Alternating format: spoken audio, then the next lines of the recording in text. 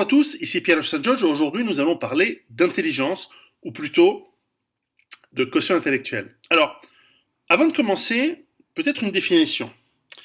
Cette définition, j'ai une tâche, c'est que, comme vous apprenez rien à l'école aujourd'hui, et que les gens ne lisent plus, ne se cultivent plus, on va faire un truc très simple. Une distribution normale, c'est lorsque vous prenez un certain nombre de personnes et que vous mesurez une caractéristique. Okay, donc vous avez, évidemment, si vous avez 3-4 personnes, vous avez des points. Si vous avez évidemment des millions de personnes, vous commencez à avoir des courbes. Et en général, quelle que soit la caractéristique sur un être humain, je vais prendre une couleur qui se voit mieux, eh bien, la distribution, elle tend à être normale. C'est-à-dire que si vous avez des millions de personnes, il y aura des gens très doués ou avec une forte compétence ou une forte caractéristique dans ce que vous mesurez, et d'autres avec une faible. Mais en général, la plupart sont dans la moyenne, enfin sont représentés à un endroit, et comme c'est l'endroit où il y a le plus de gens qui sont mesurés, ça en devient forcément la moyenne. Donc en général, vous avez une courbe qui suit, est-ce qu'on le voit bien? Je vais aller plus loin, qui suit ce genre de choses. Okay, ça, c'est une courbe normale. Donc ça veut dire que si vous mesurez par exemple la taille, eh bien vous avez par région, par ethnie, par différents groupes humains, eh bien vous avez des gens plutôt grands et des gens plutôt petits. Ici vous avez par exemple chez les petits, vous avez les gens qui sont atteints du nanisme. Et chacun sait que la masturbation rend nain parce qu'elle mène au nanisme. Bon, ça c'était la blague nulle de la vidéo. Mais tout en haut, vous avez des gens très grands, et puis il y a des maladies, des problèmes génétiques qui font qu'il y a des gens qui sont très très grands, à 2m40, 2m50, 2m60, et c'est néfaste. Mais il y en a très très peu, et donc vous êtes dans une proportion très très faible. Et puis la plupart des gens, ils sont entre 1m50 comme Sarkozy, ou 1m60, ou 1m80, ou 1m85 comme moi, en fonction des différentes ethnies. Il y a des ethnies très... les Hollandais sont grands. Les Pygmées sont plutôt petits, dans un groupe donné. Alors, c'est là où normalement les gens très cons, ils viennent et te disent oui, mais moi je connais un Pygmée qui est plus grand qu'un Hollandais qui est lui-même petit. Voilà, c'est parce qu'en fait, il y a des moyennes, et donc ces gens-là ne comprennent pas la distribution sur les moyennes. Donc, par exemple, quand on dit, on peut comparer ensuite différents groupes. Quand on dit, par exemple, que les hommes sont plus grands que les femmes, il y a toujours un idiot pour me dire, ah oui, mais moi je connais quelqu'un dont sa femme est plus grande que lui. Ça n'a rien à voir. On parle de moyenne, on parle de distribution normale. Voilà. Ok. Et parce que lorsqu'on parle de quotient intellectuel, de QI, eh bien, on remarque que les gens qui sont testés par le QI, eh bien, sont représentés aussi en fonction des différents... alors, on peut ensuite segmenter par ethnie, par un groupe socio-professionnel, par tout ce qu'on veut. Eh bien, ils vont suivre une courbe normale. Alors, qu'est-ce que c'est que le QI? Alors, le QI, ça a été... le test de QI, en fait, mesure la capacité à bien répondre à un test de QI. Et on peut se former, on peut... apprendre à faire des bonnes réponses, et il y a des gens qui se sont amusés d'ailleurs à apprendre à faire de bons tests de QI, et qui sont montés très très haut par l'apprentissage. Donc ils ne mesurent pas vraiment d'ailleurs, bien qu'à l'origine, l'idée c'était de réfléchir à l'intelligence, en réalité, ils ne mesurent que la capacité à répondre aux tests de QI, et non pas une intelligence qui est de toute façon très compliquée à définir. Néanmoins, donc le test de QI a été inventé, a été travaillé, défini, surtout à la fin du 19e siècle et au début du 20e siècle, et il a été mis en place, et notamment par l'armée américaine qui a souhaité tester la population pour les recrues lors de la première et puis surtout pour la deuxième guerre mondiale, et qui a continué, etc. Donc aujourd'hui, en fait, ce qui est intéressant dans ce test, c'est que c'est probablement le test qui a été le plus fait à travers le monde. Donc le test de QI a été fait par donc il y a des millions et des millions, des centaines de millions de personnes qui ont fait ce test. Aucun autre test, à part peut-être le groupe sanguin, mais en tout cas aucun test psycho-intellectuel n'a été fait sur des masses de population gigantesques. Ces tests sont faits dans tous les pays du monde, par les psychologues, par les États, par énormément d'organisations et d'organismes, etc. Et il donne effectivement des distributions normales qui varient en fonction des ethnies, en fonction des cultures, en fonction des groupes tels qu'on définit. C'est-à-dire que si vous prenez un groupe de médecins, vous avez un QI moyen qui va tourner autour de 105, 110. Si vous prenez un groupe d'ouvriers dans le bâtiment, vous allez avoir un QI moyen qui va tomber autour de 80, 85. Si vous prenez par exemple les criminels, vous tombez sur un QI moyen, les gens qui finissent en prison, un QI moyen de 80. Ce qui nous permet de déduire que à moins de 85, vous n'avez pas les compétences cognitives suffisantes pour même démarrer une activité criminelle. Et au-delà au-dessus, bien au-dessus de 85, bah vous vous rendez compte que ça vaut pas la peine, ou alors vous travaillez dans la finance. Et bon. Et donc ces distributions elles sont intéressantes, et notamment par l'armée. Donc les armées qui testaient massivement les populations, surtout pendant au XXe siècle. Parce qu'en fait, si vous avez un QI trop élevé, on ne veut pas vous envoyer dans l'infanterie et vous faire tuer par des mitrailleuses, dans le combat d'infanterie. Si vous avez un QI élevé, on veut vous garder pour des tâches plus... D'abord, on veut vous sélectionner pour des tâches de gestion, donc d'encadrement, donc officiers et ainsi de suite, mais aussi pour des corps qui nécessitent des capacités de haut QI. Je vais vous dire un petit peu après ce que ça veut dire. Et donc nous avons, en fait, on veut sélectionner, on veut identifier des gens qui ont un QI élevé pour les mettre dans des postes, dans des corps, les ingénieurs, le génie, les troupes chimiques, etc. Parce qu'il y aura des manipulations complexes, il y aura de l'abstraction, l'artillerie. Les calculs d'artillerie à l'époque se faisaient par trigonométrie, se faisaient manuellement avant qu'il y ait des ordinateurs de tir et tout ça. Et aussi, on veut éliminer, dans le bas de la courbe, hein, toujours cette courbe, dans le bas de la courbe, on veut éliminer les gens qui ont un QI trop bas, parce qu'on s'est rendu compte que les gens avec un QI bas ne sont pas très capables d'obéir aux ordres, d'arriver à l'heure, de comprendre ce qu'on leur explique. Et donc, en dessous de 80, et je crois que pour l'armée américaine, c'est 85, ils ne prennent personne, parce qu'ils considèrent que même un fantassin bête et méchant même de la chair à canon, il faut qu'elle comprenne ses ordres. Et il ne faut pas qu'elle fasse n'importe quoi, il faut qu'elle puisse manipuler des armes, bien que des armes de type fusil ou fusil d'assaut soient des armes très simples, eh bien, il faut quand même avoir un certain niveau pour y arriver. Également corrélés au QI sont les signes qui sont généralement acceptés comme étant les signes d'une intelligence, d'une haute intelligence, c'est-à-dire la capacité de concentration, la capacité à projeter dans l'avenir des actes et des actions et de se voir de manière abstraite, de comprendre les abstractions bien sûr. Et puis il y a aussi le fait de retarder la gratification, c'est-à-dire de préférer quelque chose de très positif ou à l'avenir plutôt que quelque chose de positif immédiatement, mais de moindre signification, de moindre importance. Alors vous allez me dire, oui, mais tu as dit que le quotient intellectuel n'est pas forcément l'intelligence, oui, je le répète, et qu'il ne mesure que la capacité à répondre à un test de QI. Donc comment est-ce qu'on définit? Eh bien en fait, c'est parce qu'ensuite il y a des corrélations. Les corrélations, c'est qu'on regarde par exemple, si on prend tous les gens, je parlais du crime, donc si on prend tous les gens qui ont 85 de QI, et on se rend compte qu'ils représentent 90% de la population carcérale. Donc là, on a une forte corrélation. Si on regarde les médecins qui ont un QI moyen de 105 à 110, eh bien, il y a une forte corrélation. Enfin, en fait, c'est-à-dire qu'on prend le QI et on regarde, tiens, la plupart des médecins ont en moyenne 105 à 110. Et donc, il y a une forte corrélation entre la profession de la médecine, etc. Et si on extrapole cette chose, vous me suivez? Si on extrapole tout ça à des critères qui sont la réussite sociale, par exemple. La réussite sociale, c'est gagner un bon salaire, être considéré dans un métier qui est considéré... être dans un métier qui est donc considéré comme étant un bon métier, ingénieur, etc.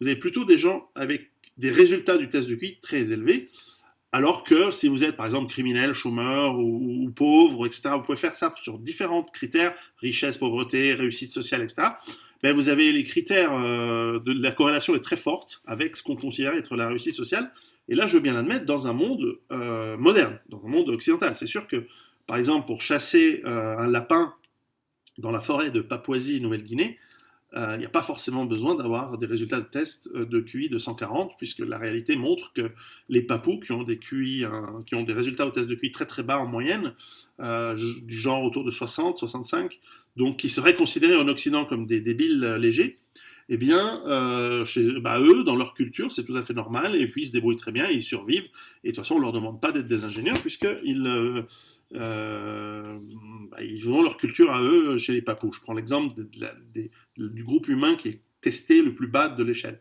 Pareil en Afrique.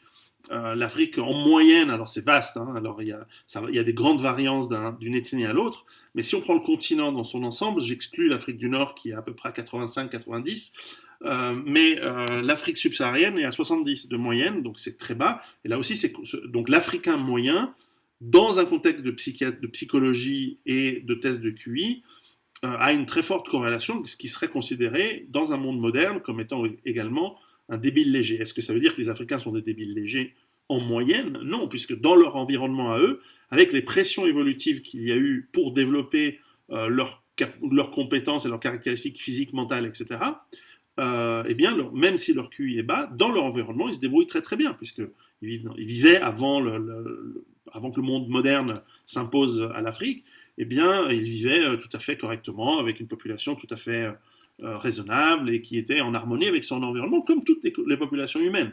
Alors, qu'est-ce qui fait qu'un QI élevé... Alors, il y a des corrélations avec, par exemple, qui sont liées à... Parce que la question qui se pose, c'est qu'est-ce qui amène à avoir ces différences de QI? Là, il y a plusieurs thèses. Moi, j'aime beaucoup la thèse de l'hiver. C'est-à-dire que les populations exposées à des hivers froids, elles doivent être prévoyantes. Et donc, la pression environnementale sur cette capacité d'être prévoyant, donc de réfléchir à l'avenir, d'être capacité à développer des concepts abstraits sur ah oui, mais l'hiver il arrive dans 6 mois, donc il faut prévoir, semer, cultiver, faire un abri, couper du bois, mettre de côté, stocker de la nourriture, la préserver, etc. Alors que peut-être dans d'autres environnements, en Creuse, on trouve des racines qui sont comestibles, on ramasse des fruits et puis la chasse est abondante assez facilement. Eh bien, on n'a pas besoin de beaucoup se projeter dans l'avenir et donc d'avoir des capacités d'abstraction. Et ça vaut. Voilà, et donc ce QI, avec les générations, il a eu tendance à se développer, même physiquement, puisqu'on remarque aussi une corrélation entre la volumétrie crânienne et le nombre de circonvolutions du cerveau, notamment dans le cortex préfrontal, qui est très corrélé au QI. Donc vous avez une population dont le QI moyen est 100, elle a un plus grand volume crânien en général, et même c'est mesuré, qu'une population qui a un QI moyen de 70 ou de 90. Et plus petit que celle qui a une population dont la moyenne du QI est de 105, 110, ce qui est le cas essentiellement des Asiatiques du Nord, donc Chine, Japon. Alors, là-dessus, ensuite, il y a des différences culturelles. Par exemple, les Juifs ashkénazes ont une moyenne de 105, alors que les Européens ont une moyenne de QI de 100. Alors, je rappelle, je ne parle pas forcément d'intelligence, je parle de corrélation des hauts QI avec des hautes intelligences, ou de ce qui est considéré comme étant le résultat d'une grande intelligence, c'est-à-dire la réussite sociale, la réussite financière, etc., etc., etc. Après, vous prenez quelqu'un qui a 160 de QI, vous le mettez dans la jungle, s'il n'a pas la formation pour, ça va être très difficile. Donc, est-ce que c'est un garant de survie? Pas du tout. Après, celui qui a 160 de QI, il va s'organiser, s'il a le temps, s'il arrive à survivre. Ensuite, il va transformer la jungle dans une civilisation florissante. Hein. C'est comme ça. Regardez l'Afrique du Sud, ce que les Européens ont fait en Afrique du Sud, c'est impressionnant. Avant, il n'y avait rien. Il y avait des troupeaux de vaches et des endroits essentiellement vides, avec 3-4 mecs, donc, qui se génocidaient les uns les autres. C'est pas grave, hein, c'est chacun sa culture, chacun sa civilisation. Donc il n'y a pas de jugement de valeur dans le QI à l'aune de quelque chose qui n'est pas totalement objectif. En revanche, de manière subjective, eh ben, si vous voulez vivre dans un monde moderne, il vaut mieux avoir un QI élevé, puisque la corrélation sera forte avec la réussite dans ce monde moderne. Si vous vivez dans un monde totalement traditionnel, où vous vous mariez entre cousins, où vous avez des religions débiles, à ce moment-là, un QI plutôt bas ira très bien, puisqu'au contraire, vous n'allez pas poser de questions, donc vous n'allez pas vous faire égorger, ce qui est quand même pratique. Alors, ce qui est aussi intéressant de voir, c'est que, par exemple, il y a beaucoup de gens qui s'énervent de voir, par exemple, des relations entre différents groupes ethniques se faire. Et la réalité, c'est qu'elles sont rares. Pourquoi? Parce que si vous avez un groupe dont la moyenne est à 100 ici, Je vais vous dessiner un groupe qui a une moyenne de 70. En général, les gens s'assemblent à peu près proches, dans un QI proche. C'est-à-dire que, par exemple, ici, vous avez un groupe à 70 en rouge et un groupe avec une moyenne de 100 en bleu. Eh bien, les gens qui vont s'assembler, ou qui vont donc se marier ensemble, etc., vont plutôt être là où les courbes se croisent, ou disons que se superposent. Et donc, il y a énormément de gens qui, soit parce qu'ils sont considérés pas adaptés, soit parce qu'ils sont considérés trop élevés et eux-mêmes vont considérer les autres comme pas adaptés, qui ne se mélangeront jamais, bien sûr. Donc, il ne faut pas trop stresser. Au contraire, ça peut créer des nouveaux groupes humains. C'est comme ça que ça s'est passé pendant l'humanité, qui ont ces caractéristiques avec une nouvelle moyenne et qui sont entre les deux. Par exemple, voilà, on a une certaine latitude, on a des gens d'une certaine caractéristique. Beaucoup plus loin, on a des gens avec une autre caractéristique.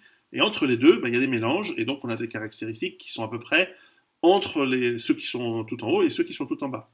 OK ? Voilà. Alors, je voulais vous parler d'un livre aujourd'hui. Alors, avant de commencer, en fait, il y a énormément de littérature qui parle de ce sujet. Je vous encourage d'aller voir de Bell Curve, de Lean. Il y a plein de livres. Moi, j'en ai lu, je sais pas, peut-être 25, par là, 26. Il y a énormément de livres qui touchent ce sujet. Je mettrai un lien à la page Wikipédia Alors évidemment, la page Wikipédia, elle est très policée, elle est très politiquement correcte. Mais enfin, il y a des choses intéressantes. Il y a des livres... quand Wikipédia parle d'un livre à controverse ou dangereux, c'est que c'est un bon livre et qu'il faut le lire. Et bref, et pourquoi c'est important le QI? C'est pour deux raisons. La première, c'est que ça vous permet de comprendre le monde dans lequel vous êtes, et ensuite, il va vous permettre de vous améliorer. Parce qu'on peut améliorer notre capacité cognitive. On peut améliorer à partir du moment où on comprend. Donc, si par exemple vous faites partie d'une ethnie qui a un QI médiocre, donc de 80-90, en moyenne, eh bien, à partir du moment où vous le savez, vous savez que vous devez travailler plus dur pour atteindre les mêmes résultats. C'est le cas des femmes et des hommes. Dans la même ethnie, les femmes ont 2 à 3 ou 4% de QI plus bas que les hommes. Mais elles sont moins représentées dans les extrêmes. C'est pour ça que vous trouvez aussi moins de femmes clochardes. Enfin, c'est pas la seule raison. Les femmes ont des avantages qu'elles peuvent monnayer que les hommes ont moins. Mais aussi, on trouve moins de femmes tout en haut dans les très hauts niveaux de QI. Moins, je ne dis pas qu'il n'y en a pas. Mais c'est comme ça. Le cerveau est fabriqué différemment. Il est câblé différemment entre les hommes et les femmes dans la même ethnie, dans le même groupe ethnique. Après, si on compare une femme d'un groupe ethnique avec un QI très bas et une femme à très haut QI, une femme avec d'un groupe ethnique dont la moyenne du QI est très élevée, vous avez plus de chances d'avoir des grandes différences. Mais ça n'exclut pas qu'il y ait quelqu'un, une femme ou un homme, d'un groupe au QI moyen bas, qui ait un QI bien plus élevé que la moyenne de ceux d'un groupe haut. Vous comprenez? Les courbes, voilà, par là, les courbes, elles peuvent se croiser. C'est-à-dire quelqu'un qui est sur la ligne rouge, alors je l'ai mal fini, je vais la rajouter, mais quelqu'un sur cette ligne rouge de gens à QI très bas, on va dire 70, qui est ici, il va avoir un QI plus élevé que l'immense majorité des gens qui appartiennent à un groupe dont le QI moyen est moyen, de 100. Et donc ça va être quelqu'un d'exceptionnel dans la réussite. Donc vous allez avoir, par exemple, chez les Africains, des artistes qui ont une capacité à jouer de la musique exceptionnelle, il y a des ingénieurs, des physiciens, simplement, des astronomes, même des mecs qui vont dans l'espace. Simplement, il n'y en a pas beaucoup. Statistiquement, c'est difficile de les trouver. Okay, donc ce n'est pas une question de racisme, ce n'est pas une question de point de vue, c'est ce qu'on mesure. Et encore une fois, à l'aune du monde moderne. Évidemment, si on mesure les gens simplement, par exemple, à la capacité de courir vite, c'est sûr que le Kenyan, il va être sur la ligne bleue, courir vite à longue distance, le Kenyan, il va être sur la ligne bleue, et par exemple, l'Européen moyen va être sur la ligne rouge, et l'Asiatique, il va être un peu plus bas. Bref, en fonction du groupe ethnique, et ces moyennes correspondent à la caractéristique qu'on en mesure. Là, moi, je vous parle de QI aujourd'hui, qui est corrélé avec l'intelligence. Le QI ne mesure pas l'intelligence, parce que l'intelligence, c'est beaucoup plus complexe. Cela dit, on peut, par abus de langage, considérer qu'un QI élevé et corrélé à des gens intelligents, et un QI bas est corrigé à des gens moins intelligents. Voilà. Je voulais vous parler en fait d'un livre qui est génial, qui s'appelle, je l'avais lu en anglais, il est traduit en français aujourd'hui, qui s'appelle La malédiction de l'intelligence par Aaron Claret. Aaron Claret c'était quelqu'un aux États-Unis que j'ai interviewé. Peut-être vous allez retrouver l'interview j'ai faite il y a quelques mois sur ma chaîne ici. Et il raconte sa vie de frustré d'être quelqu'un avec un QI élevé. Lorsque vous êtes tout en haut de la courbe de quotient intellectuel, comme je vous l'ai montré tout à l'heure, on s'assemble avec des gens comme soi. Si vous êtes dans la moyenne, il y a plein de gens comme vous, qui s'intéressent au foot, qui aiment regarder la télé, vous avez plein de gens avec à peu près les mêmes goûts, les mêmes plaisirs, les mêmes activités que vous, et il y a une quantité de gens avec qui s'assembler, devenir amis, se reproduire, parce que plein de choses, il y en a plein. Mais si vous êtes tout en haut, par définition, vous êtes dans un nombre de gens petits. Dans le passé, eh bien, vous étiez isolé et vous étiez très frustré parce que vous étiez le seul, lorsqu'il y a le soleil qui se lève le matin, votre cerveau, il imagine les orbites, il commence à calculer la position des étoiles, les machins, tout ça. Alors que la plupart des gens, ils se disent, ah tiens, il y a le soleil qui se lève. Eh ouais, mais vous pouvez pas vous empêcher. Alors, vous pouvez vous dire, ah oui, être philosophe et apprécier la beauté du soleil. Mais votre cerveau, lui, il va commencer à se dire, ah mais si on vendait, et si on fabrique. Alors il y a ceux qui ont l'esprit commercial, qui se disent, ah le soleil se lève, peut-être et si on inventait des lunettes pour protéger les yeux du soleil, parce que la rétine, nanana. Et vous connectez les choses. Ça veut pas dire, d'abord, être à haut QI ne veut pas dire que vous savez plus de choses, mais simplement que vous savez connecter les informations d'une meilleure manière. Donc, si vous avez lu beaucoup de livres et que vous êtes moyennement intelligent, à 100 par exemple, vous êtes médiocre, hein, moyen, je te parle même pas de ceux qui ont 90, qui lisent un seul livre, ou ceux qui ont 70, qui lisent pas de livre du tout, mais si vous avez lu plein de livres, mais que vous êtes moyennement intelligent, bon, vous pouvez faire prof d'uni, c'est-à-dire que vous répétez votre truc, vous pouvez aller à l'université, tout ça, vous allez vous en sortir, et peut-être même avoir un bon boulot, mais en fait, vous comprenez rien, vous comprenez pas le profond. Le profond, alors, sans vous parler des génies du type Newton ou Galilée, c'est marrant, ils viennent tous des mêmes régions du monde, tous ces génies qui, eux, n'ont même pas besoin de lire des livres, ils comprennent tout, ils calculent tout. Mais quelqu'un qui a un haut niveau de QI, à partir de 120, 130, 140, 150, là, ça commence à devenir des mecs vraiment balèzes. Hein. Moi, j'ai pas ce niveau, hein, j'ai pas 150, 160. Hein. Et moi, je me considère pas. Je vais y venir. Eh bien, lorsque vous êtes à très haut niveau, les livres que vous avez lus, tout d'un coup, vous voyez des trames, vous voyez des liens, vous comprenez quelle donnée en fait est importante, laquelle ne l'est pas. Et donc là, vous pouvez faire de l'innovation, vous pouvez faire des concepts. C'est là où vous êtes, c'est là où il y a des Platon, des Aristote, des Kant, des Nietzsche, Nietzsche il devait être, je sais pas, du 160, 50. Ce qui ne veut pas dire ensuite que vous êtes super adapté, parce que justement vous êtes tout seul à comprendre ce genre de choses, donc c'est très dur. Heureusement qu'avec Internet, nous pouvons nous connecter avec plein de gens qui pensent comme nous, qui sont capables de comprendre le monde. Parce qu'il y a aussi un autre problème, c'est que il y a deux gros problèmes qui viennent avec des gens de haut QI. Le premier, et d'ailleurs le titre original c'était The Curse of High IQ, c'était pas la malédiction de l'intelligence. C'est un choix de traduction, peut-être pas le plus heureux, mais qui est peut-être plus vendeur. Et donc, les deux problèmes qui viennent, c'est que les gens de QI plus bas que ceux qui ont un haut QI ne peuvent pas comprendre comment fonctionne le raisonnement et le cerveau des gens plus hauts qu'eux. L'inverse est à peu près vrai, bien que parfois c'est compliqué, parce que nous avons tous été des enfants, et les enfants ont un cerveau qui n'est pas aussi développé, et eh bien, mettent du temps à développer les capacités cognitives, les raisonnements, etc.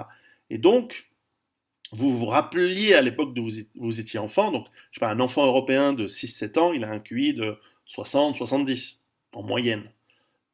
Bon, donc quand vous interagissez avec des gens, quand vous faites un voyage, et que vous interagissez, ou que vous allez dans certains quartiers, et que vous interagissez avec des gens qui ont un quotient intellectuel de 60, 70, peut-être 80, bah si vous faites l'effort d'imaginer comment vous étiez lorsque vous étiez enfant, à ce moment-là, vous pouvez comprendre comment réfléchit la personne qui a ce QI-là.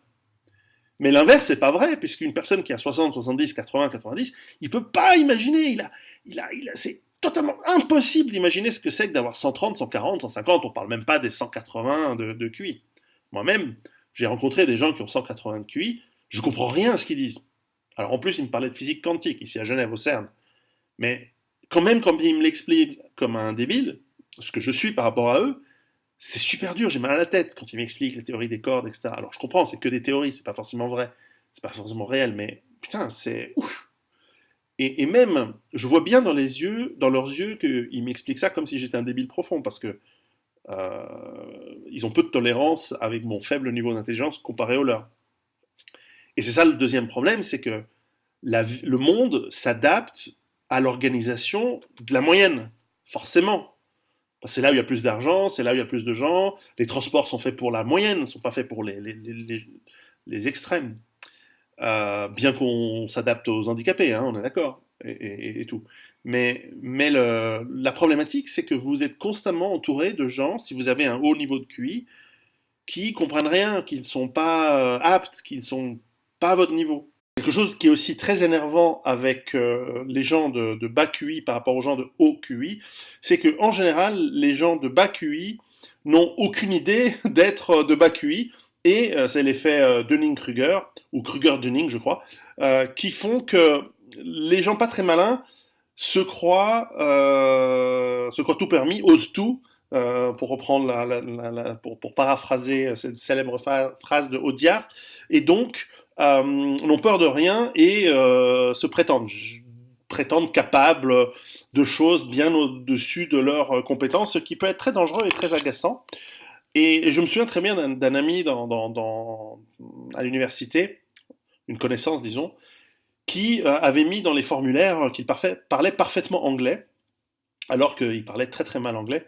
Alors que je me souviens, et voilà le corollaire, c'est que moi je parle très très bien anglais, je suis complètement trilingue, mais j'avais dit moyen par humilité. Et ça c'est le problème des gens de plutôt haut dans le QI, dans les mesures de QI, c'est qu'en général ils ont une humilité et surtout ils savent de ne pas savoir parce que ils ont acquis et ils ont surtout vu l'étendue du savoir et l'étendue des connaissances possibles. Et ils se rendent compte qu'ils ne sont rien du tout. Alors que le type qui abrutit devant Hanouna tous les soirs, lui, il s'imagine qu'il sait tout, parce qu'il a lu le Guinness Book des Records une fois dans sa vie, et voilà. Et en fait, c'est un ignorant. Alors que celui qui est érudit, il sait, pour paraphraser Socrate, il sait qu'il ne sait pas. Où était-ce Platon? Et donc c'est une malédiction, parce que c'est super dur, vous trouvez pas des nanas intelligentes avec qui discuter, vous trouvez pas des amis qui comprennent ce que vous dites, vous trouvez pas des gens avec qui échanger, alors soit vous prenez beaucoup sur vous, mais c'est dur, et soit vous allez chercher, vous partez pour la quête des gens comme vous. Et Internet a beaucoup facilité cela, et ça c'est une des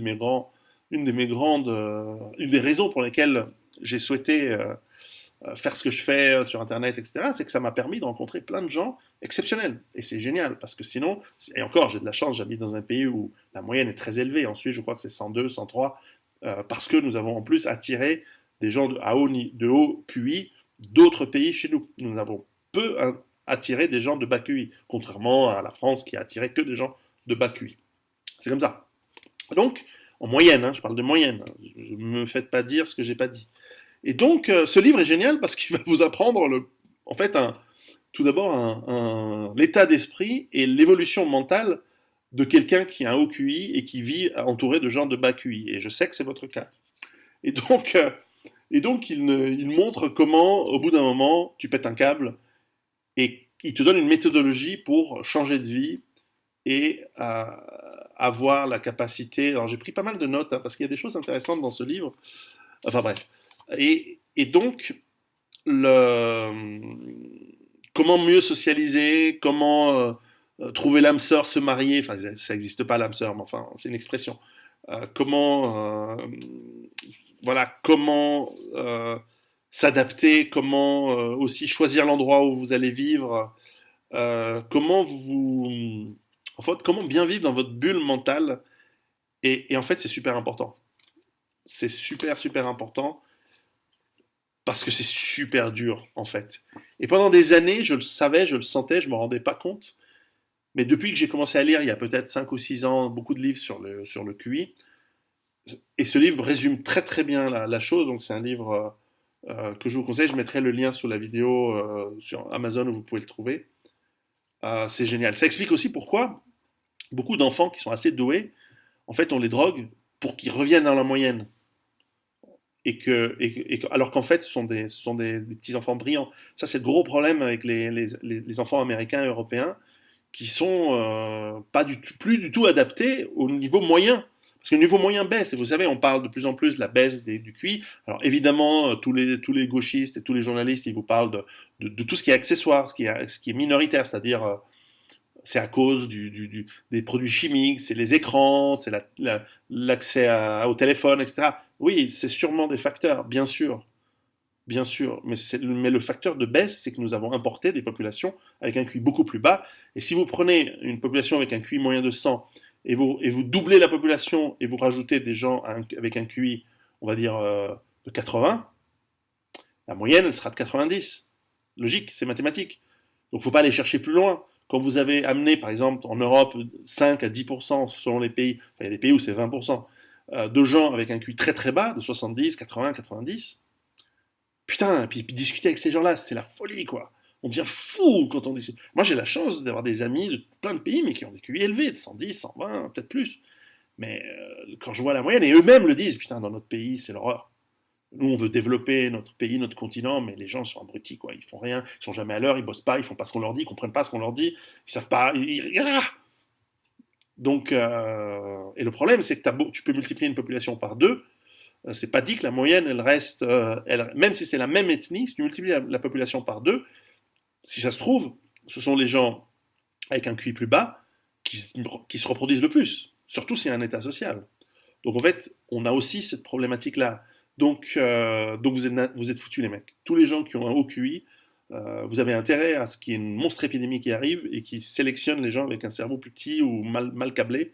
Et que la seule chose qu'on peut espérer en tant que gens à haut QI, c'est soit de développer des armes bactériologiques qui sont hyper ciblées sur des gens à bas QI, je sais pas, à moins de 100, quoi. Comme ça fait de la place. Et puis là, à ce moment-là, la moyenne, elle monte. Et puis à ce moment-là, la vie est beaucoup plus agréable parce que tout fonctionne. Une des raisons pour lesquelles en Suisse, dans mon pays, ça marche bien, c'est que pendant un siècle et demi, il n'y avait que des gens à haut QI et qui ont mis en place des infrastructures où tout fonctionne, tout est à l'heure, les gens, ils ont aussi des capacités sociales à travailler ensemble plus développées. Lorsque vous avez un haut QI, vous comprenez la réciprocité, vous comprenez l'avantage d'être honnête, l'avantage d'être à l'heure, l'avantage du travail bien fait. Parce que vous comprenez qu'il y a un avantage à long terme immensément supérieur à l'avantage à court terme d'être en retard, d'en avoir rien à foutre, etc. Mais il suffit qu'il y ait quelques... Alors, quand il y a un ou deux parasites dans une société, c'est pas grave. Mais quand vous commencez à avoir 10, 20, 30% de parasites ou de gens qui sont pas à l'heure, font rien, ne font pas le travail bien fait, ne comprennent pas, etc., la société, elle s'effondre. Donc en fait, le bas QI effondre les sociétés. Je pense que ça a dû arriver à Rome et ça va nous arriver aussi. Donc ce livre est phénoménal. Donc je vous encourage de le lire parce que c'est une bonne introduction à cette problématique de QI. Alors vous allez me dire en quoi ça a à voir avec la survie. Si vous posez la question, c'est que vous êtes vous-même d'un QI bas ou moyen. Parce que forcément, la survie est liée à des hauts niveaux de QI. Forcément. Ce n'est pas une garantie de réussite. Mais la préparation, elle vient de la capacité de prévoir le futur, d'imaginer des hypothèses, des scénarios, et donc de se dire qu'est-ce que je dois faire pour me préparer. Et donc, qu'est-ce que je dois faire maintenant pour financer le temps et les moyens nécessaires pour la préparation. Et donc, avoir une bonne préparation et bien prévoir l'avenir, c'est corrélé à un haut niveau de QI ou, c'est ce qui manque beaucoup dans notre société, du bon sens. Parce que je vais vous dire un truc. Une des choses que m'a apprise la vie, c'est que finalement, je préfère fréquenter quelqu'un avec un QI assez bas, 90, 100, mais qui a du bon sens et qui a le sens du travail. Et ça, ce sont des valeurs qui ne sont pas forcément qu'on peut apprendre aux gens et qu'une société peut inculquer aux gens, plutôt qu'avec quelqu'un, on va dire, d'une intelligence, par exemple un universitaire qui a un QI de 105, 110 ou plus, mais qui comprend rien parce qu'il est aveugle idéologiquement. Euh, donc voilà, donc c'est bien pour ça que je n'ai pas fait des recherches en biologie et en chimie pour développer des armes bactériologiques, parce que ce n'est pas le seul critère. Le haut QI n'est pas le seul critère d'être agréable dans la société, d'être compétent. Il y a plein d'autres choses qui ne sont pas forcément liées au QI, la gentillesse, l'aimabilité et tout le reste qui l'est. La ponctualité, le travail, le machin, tout ça.